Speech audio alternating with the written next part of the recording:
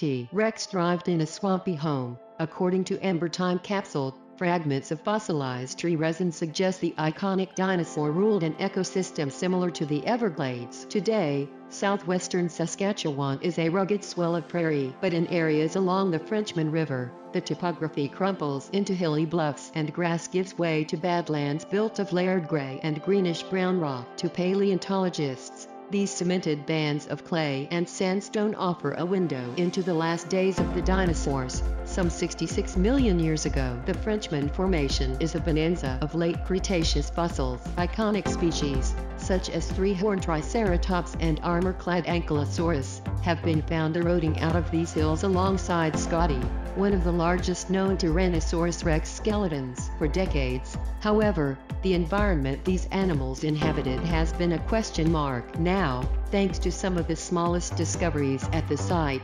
paleontologists are able to piece together the entire ecosystem where Scotty reigned. The new view of the dinosaurs world comes courtesy of tiny details preserved in fragments of amber. No Jurassic Park-style dino DNA necessary. Amber is an exceptional medium of fossilization, providing a wealth of paleontological information, says Pierre Cockx, a paleontologist at the Royal Saskatchewan Museum. But I think researchers got more excited about the presence of fossil bones from dinosaurs. When Cockx began sifting through fragments found alongside Scotty, a couple pieces of cloudy, red amber caught his eye. The fossilized tree resin, overlooked for decades, had never been studied. Examining amber for clues to an ecosystem is not new. For decades, paleontologists have analyzed insects and other animals technically known as inclusions that were preserved inside the material to learn more about their habitat. Amber from Myanmar, for example, containing fossils of everything from snakes and frogs to dinosaur tails and primitive bird hatchlings, helped paleontologists determine that the animals lived in a dense tropical forest 100 million years ago. The amber from Saskatchewan's Frenchman Formation is different. Instead of the translucent gold nuggets commonly seen in museums and fossil shops, the Canadian specimens are extremely brittle and fragmentary, most smaller than a grain of rice. The shards are milky and streaked with swirls of orange and crimson, likely due to the resin coming into contact with water before it fossilized. Insects are rarely preserved in the material, much less entire vertebrates. Cockx's work has shown, however, that this amber is a different kind of time capsule, preserving other environmental clues. By comparing the molecular makeup of the fossilized material to modern tree resins, Cockx and colleagues determined that the amber likely came from an ancient cypress tree in a Cretaceous swamp. To reconstruct the climate these trees grew in, the researchers analyzed the amber for different forms of elements such as carbon and hydrogen, and then compared them with modern samples. A high concentration of a specific isotope of carbon, for example, hinted that the environment was in the midst of a drought when the resin seeped from the cypress tree. Additionally, a high concentration of a specific hydrogen isotope suggested that the air was likely salty. While modern Saskatchewan is landlocked, during the Cretaceous,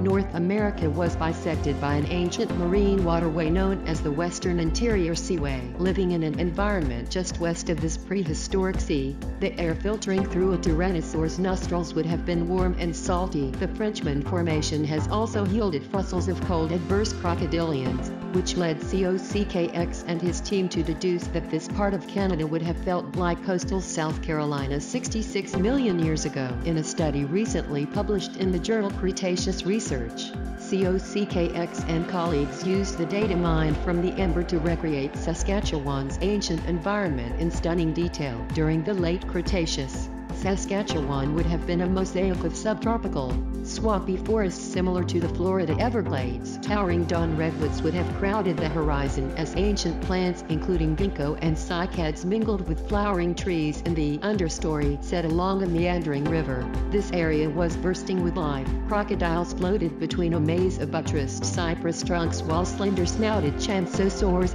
an extinct group of reptiles resembling India's gharials, snapped up fish along the river bed. riverbank on the marshy soil. Triceratops and its hornkin foraged alongside 40-foot-long duckbills called Edmontosaurus, while packs of sickle-clawed dromaeosauraptors stalked prey in the shadows. Onto this boggy stage hunted Scotty and its kin, estimated to weigh nearly 10 tons. Scotty was the apex predator of this ancient swamp, with a heavily armored head brimming with banana-sized teeth.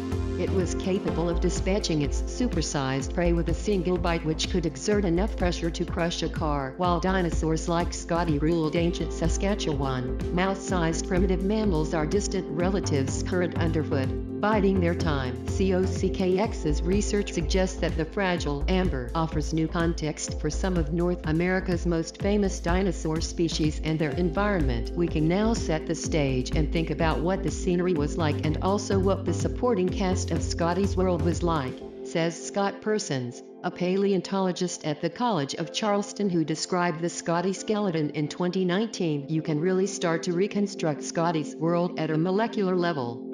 SOUTHWESTERN hopes his work will encourage future paleontologists to take a closer look at amber found in dinosaur-rich deposits. As part of his doctorate, SOUTHWESTERN compared the Frenchman material to amber found at Alberta's Pipestone Creek Bone, where hundreds of burly Pachyrhinosaurus, a relative of Triceratops, died in an area the size of a football field. Although amber inclusions, including insects and an ultra-rare seabird feather, had been discovered here, many of the specimens gathered dust for decades before SOUTHWESTERN took a look. There was not yet sufficient interest for studying amber from these sites, he says. So, investigating amber is quite a new, exciting way for looking at these bone beds.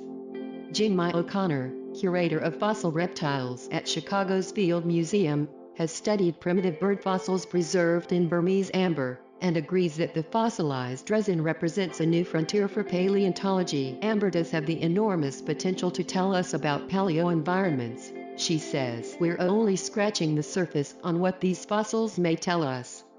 Persons is intrigued by how this high-definition look at a T-Rex habitat may influence our understanding of the apex predator and where it preferred to live. The Saskatchewan amber reveals that Scotty thrived in swamps and patchy forests with room to roam, which is why, says Persons, the decision by Jurassic Park's keepers to confine their largest predator to a cramped patch of dense jungle seems so misguided. That's not the correct place to put your Tyrannosaurus Rex. Persons muses. No wonder the dinosaurs in Jurassic Park are so grumpy and desperate to break down the electric fences.